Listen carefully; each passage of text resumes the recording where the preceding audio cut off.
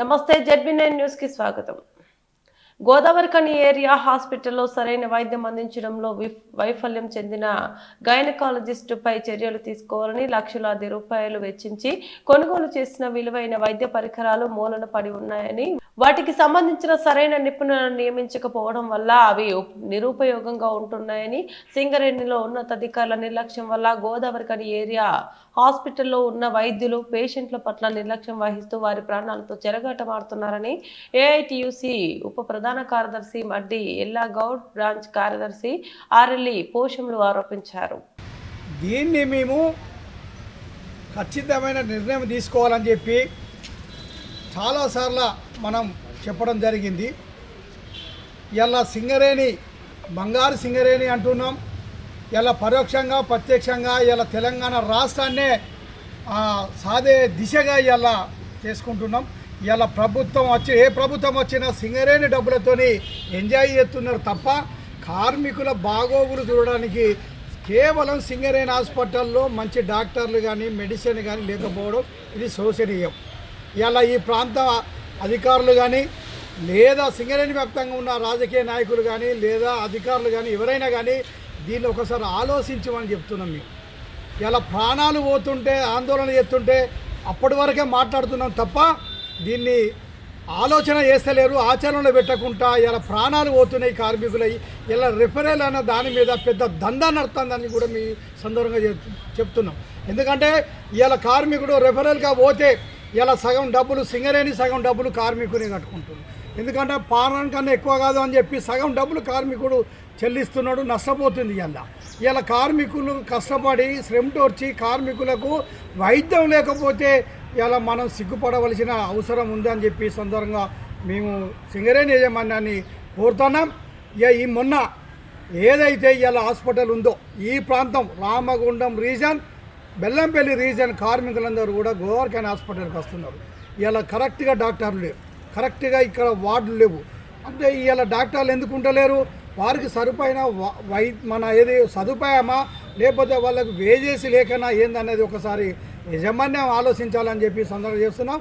ఇక ముందు ఇలాంటివి కాకుండా తక్షణమే డాక్టర్ల కొరత లేకుండా, మెడిసిన్ కొరత లేకుండా చర్యలు తీసుకోకపోతే ఆందోళన చేయవలసి వస్తుందని చెప్పి ఈరోజు సింగరేణి యజమాన్యాన్ని హెచ్చరిస్తున్నాం. మళ్ళీ తెల్లారి శనివారమే నాకు బ్యాక్ పెయిన్ వస్తుందని అమ్మాయి రావడం జరిగింది. హాస్పిటల్కి బ్యాక్ పెయిన్ వస్తుందని వాళ్ళు చూడడం జరిగింది. బెడ్కు రాసింది తప్ప అమ్మాయికి బెడ్కు రాసి మరిగా సెలెన్స్ పెట్టచ్చు తప్ప మళ్ళీ తెల్లారి ఆదివారం అయింది. ఈ దీపావళి ఇది వచ్చింది. ఈ ఇంద్ర మేడము డాక్టర్ అయితే ఏది ఉన్నదో ఆమె బెడ్కు రాయడం తప్ప మళ్ళీ వచ్చి ఆ పేషెంట్ని చూడనటువంటి సందర్భము. మరి ఈ దానికి సంబంధించిన ఎక్స్రే కానీ లేకపోతే సిటీ స్కానింగ్ కానీ అల్ట్రాసౌండ్ కానీ, అసలు అల్ట్రాసౌండ్ స్కానింగ్ తీయాలి. అసలు బేబీ ఎట్లా ఉన్నది, లోపల ఏ స్థితిలో ఉన్నది ఇవన్నీ చూసేది ఉండే.